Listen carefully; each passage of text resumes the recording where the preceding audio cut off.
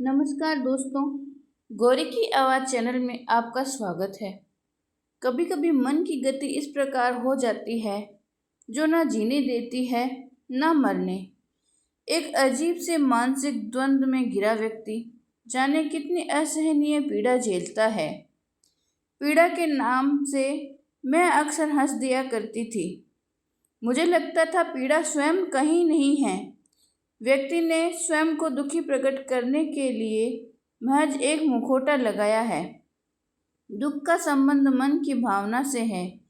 लोग चाहे तो दुख में सुख भी ढूंढ सकते हैं, पर कुछ भाग्यहीन सुख को भी दुख समझकर रोते रहते हैं। कहते हैं कलम भी तभी चला करती है जब दुख दिल की परतों में धंस जाया करता है। मुझे ऐसे दुख का कोई अनुभव नहीं है। मुझे स्वयं नहीं पता कब किन क्षणों में कैसे कलम पकड़ लेती हूँ और अक्षर कैसे अपने आप निकल पड़ते हैं। अक्षरों के समूह को पृष्ठ पर अंकित देखकर मैं स्वयं चकित रह जाती हूँ। अभी कल की ही तो बात है, जाने कैसे मेरे हाथ से दर्पण छूट गया। एक हल्की सी आवाज़ हुई, शायद दूर से किसी को सुनाई भी न पड़ती। मैंने दर्पण को पलट कर देखा। अनगिनत टेढ़ी मेढ़ी लकीरें पड़ गई थी। दर्पण टूट गया था। काफी देर तक मैं उस टूटे दर्पण में अपना चेहरा देखने का प्रयास करती रही थी, पर किरणों में प्रतिबिंब भी किरण ही बन जाया करते हैं। इसका मुझे पहली बार एहसास हुआ था। जाने क्यों उस चटके हुए दर्पण को मैं उठाकर फेंक न सकी, बल्कि नन्ही नन्ही किरणों को भी उसी में सहेज कर एक तरफ रख दिया। दर्पण धुंधलाया हुआ हो या चिटका हुआ, दोनों में बड़ा फर्क है। समानता है तो एक ही। एक में प्रतिबिंब संपूर्ण होते हुए भी धुंधला जाता है और दूसरा टुकड़ों में बंट जाता है, लेकिन दोनों ही स्थितियों में वेदना एक जैसी ही होती है। अभी दर्पण की टूटने में दर्शन खोज रही थी कि तभी पोस्टमैन की आवाज़ सुनकर बाहर दौड़ी। पोस्टमैन एक पोस्ट कार्ड मेरे हाथ में थमाकर चला गया। मैं सरसरी नज़र से खत में लिखी इबारत बाँचने लगी। खत बड़े भैया ने लिखा था, माँ ने लिखवाया था। खत में तो यही लिखा था, पर क्या पता भैया ने अपनी बात को अधिक प्रभावशाली बनाने के लिए माँ का उल्लेख कर दिया था। खत की इबारत मैं ज्यों ज्यों पढ़ती जा रही थी, मेरा व्यक्तित्व वैसे वैसे ही टूट टूट कर किर्च किर्च होता जा रहा था। मैंने भावावेश में पूरी चिट्ठी को मुट्ठी में जोर से भींच लिया। मैं जैसे अपने पूरे व्यक्तित्व का निचोड़ अपनी मुट्ठी में पूरी जिजीविसा से भर लेना चाहती थी, पर ऐसा कुछ नहीं हुआ। मात्र खत मुड़ा और कुछ नहीं। हथेलियां पसीज उठी। एक हल्के से चटाक की आवाज़ हुई, जिसे दर्पण की तरह केवल मैंने महसूस किया, और फिर ढेरों किरणें मेरे दिल में घुसकर मुझे लहूलुहान करने लगी। माँ और भैया मेरे बारे में इतना गलत सोच सकते हैं, मुझे जैसे अभी तक भी यकीन नहीं हो रहा था। ढलती उम्र में भी क्या नारी पुरुष को एक ही दृष्टि से देखा जाता है? क्या सिर्फ नारी पुरुष का एक ही संबंध है? जो बात कभी मेरे मस्तिष्क में न आई, वह मेरे ही संबंधियों ने क्यों सोच ली? मेरे अपने कहे जाने वाले खून के रिश्ते। उफ, क्या कहूँ माँ को, क्या भैया के लिए कहूँ? राजीव सुनेंगे तो क्या सोचेंगे? श्रीकांत के सामने कैसे नजरें उठा पाऊंगी?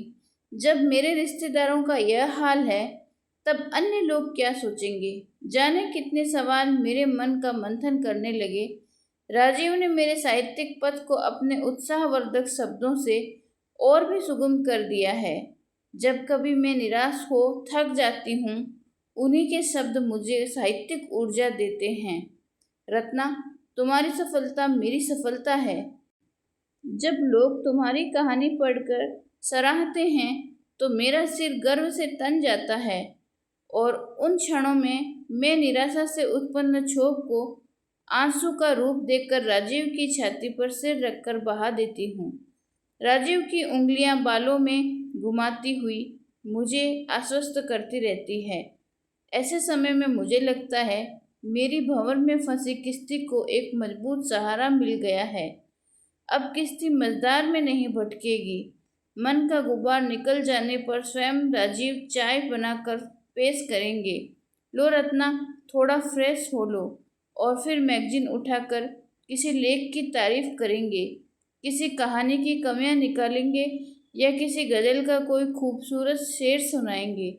बस मन की बदली बरस कर साफ हो जाती है। उत्साह की किरणें फिर उगते सूरज सा चेहरे पर उभर आती है, जिन्हें राजीव बढ़कर चूम लेते हैं। शाबाश रत्ना, शाबाश, अब ठीक है। शुरू शुरू में मुझे बाहर निकलने या किसी पुरुष लेखक से बात करने में बड़ी हिचक होती। राजीव मुझे सहारा देते। ऐसे समय स्वयं उपस्थित रहकर मेरा मनोबल बढ़ाते। खाली समय में साहित्य को लेकर एक निरर्थक सी बहस छेड़ देते। इस रूप में वे मुझे बहस करना सिखा रहे थे, मेरा आत्मविश्वास झकझोर रहे थे। राजीव के सहचर्य में मुझे अपने मंजिल बेहद आसान लग रही थी। मेरे जीवन का एकाकीपन साहित्य के अगाध पयोधी में डूबकर रसमय हो गया था। घर में किताबें और मैगजीन का ढेर लगा रहता।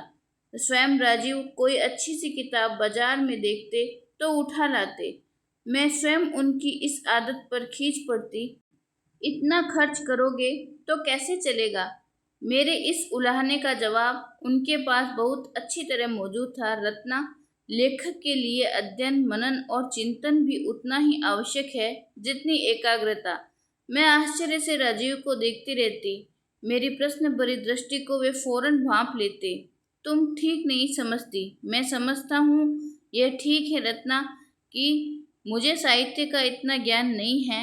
मैंने विज्ञान पढ़ा है, पर इतना तो जानता हूँ कि जिस काम को किया जाए उसे पूरी लगन और निष्ठा और समर्पण से किया जाए, तभी सफलता मिलती है।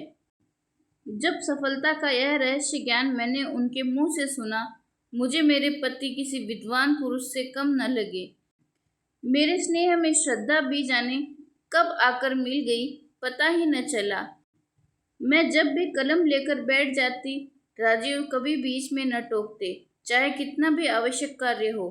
हालांकि मेरा प्रयास यही रहता कि मेरे लेखन से राजीव को कोई नुकसान न हो।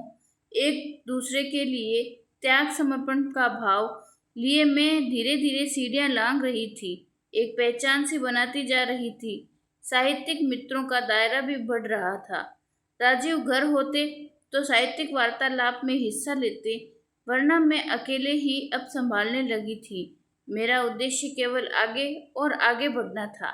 लक्ष्य अभी बहुत दूर था। स्वयं को स्थापित करने के लिए हाथ पांव मार रही थी। अपने ही आत्मविश्वास के बल पर यहाँ तक पहुँच पाई थी। किसी को खुशामद करना या मक्खनबाजी करना मेरे स्वभाव में न था। कलम में ताकत होगी और शब्दों में सम्मोहन होगा तो सभी को आवाज़ सुननी पड़ेगी। रचनाएं छपे या न छपे, पारिश्रमिक मिले या न मिले, मुझे इसकी परवाह नहीं थी। राजीव इतना कमा लेते थे कि 2 वक्त की रोटी के साथ साहित्य साधना भी आराम से चल रही थी। जरूरी नहीं था कि साहित्यिक गोष्ठी में राजीव भी साथ चलते। शुरू शुरू में राजीव को लेकर जाती थी मैं, पर अब राजीव के पास समय होता है तो वो चलते। राजीव मेरी राह में कभी भी बाधक नहीं हुए। किसी प्रकार का शक शुबहा हमारे बीच में न था। शुरू शुरू में मेरी झिझक को भी राजीव ने तोड़ा। रत्ना, यह समाज स्त्री पुरुष दोनों से मिलकर बना है। हम जो भी कार्य करते हैं उससे दोनों ही प्रभावित होते हैं। कौन कम कौन ज्यादा, यह विषय उनका अपना है। स्त्री पुरुष संबंध केवल एक ही संबंध नहीं है। वे मेरे मित्र हैं, आलोचक हैं, समीक्षक हैं, पाठक हैं, प्रशंसक हैं। इन्हें अपनी यात्रा में सहभागी बनाए बिना आगे नहीं बढ़ सकती। कितना खुला और विशाल दिल है राजीव का, मैं मन ही मन सोचती। औरत तो बहुत जल्दी ईर्ष्यालु हो जाती है। राजीव समझाते, समाज में किसी भी काम को करने से पहले स्वयं को तोलना चाहिए, अपना धरातल देखना चाहिए, फिर धीरे धीरे पांव बढ़ाने चाहिए। सबसे बड़ी बात, मन के साथ साथ बुद्धि भी खोल कर रखनी चाहिए। बिना सोचे समझे किसी पर कीचड़ उछालने वाले तुच्छ मनोवृत्ति के होते हैं। किसी के साथ दो चार क्षण बोलने या नमस्कार कर लेने से कोई संबंध नहीं बन जाया करते। फिर अपनी राह पर चलने वाले कुत्तों के भौंकने की परवाह भी नहीं करते। राजीव मेरे पति के साथ साथ मेरे शिक्षक, मेरे मार्गदर्शक सभी बन जाते। मैं निश्चिंत होकर आगे बढ़ रही थी। पीछे लौटकर देखने की मुझे फुर्सत नहीं थी। मेरी रचनाओं में अक्सर गांव की माटी की खुशबू होती, गांव का वातावरण होता, कच्ची पक्की धूल उड़ाती या कीचड़ भरी गलियां, गांव के लोकगीत, मल्हार ठप्पे, कोयल के कूक से लेकर ढोल डेंगर हाँकने और उपले पाथने के साथ साथ अल्पायु में विवाह की चर्चा भी रहती। मैंने गांव को बहुत करीब से देखा और जिया। कलम पकड़ती कि मेरे मन प्राण में बसी गांव की अमराइयां मुझे पुकारने लगती। श्रीकांत लेखक के साथ साथ मेरे पाठक, प्रशंसक व आलोचक भी थे। गांव देखने की लालसा उनमें उभरती जा रही थी। उन्होंने कभी कहा, रत्ना, एक बार अपने गांव के लिए चलिए, हम भी एक झलक देख लें, शायद हमारी कलम में भी उभर आए। इत्तेफाक की बात है, दिल्ली से साहित्यिक गोष्ठी का निमंत्रण दोनों को मिला। रास्ते में गांव पड़ता था। मन ही मन सोचा, चलो सबसे मिल लूंगी, इधर श्रीकांत की भी इच्छा पूरी हो जाएगी। जिस उत्साह से मैं श्रीकांत को लेकर घर पहुंची, सभी से उसका परिचय कराया, इतनी आत्मीयता से किसी ने भी नहीं लिया। मुझे स्वयं अटपटा सा लग रहा था। मैं सोच रही थी कि श्रीकांत सभी के लिए अजनबी है, इसी से सहज नहीं हो पा रहे हैं। मैंने श्रीकांत को पूरा गांव दिखाया, खेल खलिहान, अमराइयाँ, सभी कुछ। अगले दिन मैं दिल्ली चली गई। एक दिन दिल्ली रुक कर लौट आई। श्रीकांत वहीं किसी काम से रुक गए। राजीव ने बड़े उत्साह से सारी गतिविधियां सुनी। वहां से लौटे 2 दिन हो गए थे। तभी यह खत मेरी समस्त आशाओं पर पानी फेरता हुआ पहुंचा। भैया ने लिखा था, रत्ना, माँ लिखवा रही है, तुम स्वयं समझदार हो, अपनी साहित्यिक यात्रा को अपने तक सीमित रखो। हमें अजनबियों का परिचय देने में परेशानी होती है, वे चाहे तुम्हारे लिए कुछ भी हो। अजनबी और कुछ किसी कांटे की तरह दिल में गड़ रहे थे। माँ ने क्या सोचकर लिखवा दिया है, नहीं पता। कब तक पत्र हाथ में थामे खड़ी रही, कब राजीव आए, कब उन्होंने मेरा पत्र लेकर पढ़ा, मुझे कुछ मालूम नहीं। पर अब आहिस्ता आहिस्ता से उन्होंने कंधे थपथपाए, तब मुझे एहसास हुआ। मैं भरभरा कर गिरने वाली थी कि राजीव ने बाहों में थाम कर मुझे रोक लिया। मेरी आंखों में झांकते हुए बोले, इधर मेरी तरफ देखो रत्ना। मैंने राजीव की आंखों में झांका। मेरा पूरा प्रतिबिंब वहां था।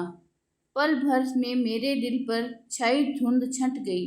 मेरा दर्पण तो राजीव है, यह दर्पण कभी नहीं टूट सकता। मैंने आहिस्ता से कॉर्नर पर रखे टूटे दर्पण को उठाकर कूड़ेदान में डाल दिया। मुझे राजीव के कई शब्द याद आने लगे। भौंकने वाले कुत्तों पर राहगीर ध्यान नहीं देते। मैंने देखा, राजीव पत्र की चिंदी चिंदी कर कूड़ेदान में डाल रहे थे। इस कहानी की लेखिका सुधा गोयल है। तो दोस्तों, आपको हमारी आज की कहानी कैसी लगी, कमेंट में ज़रूर बताइएगा और वीडियो को लाइक, शेयर और सब्सक्राइब करना ना भूलें। धन्यवाद।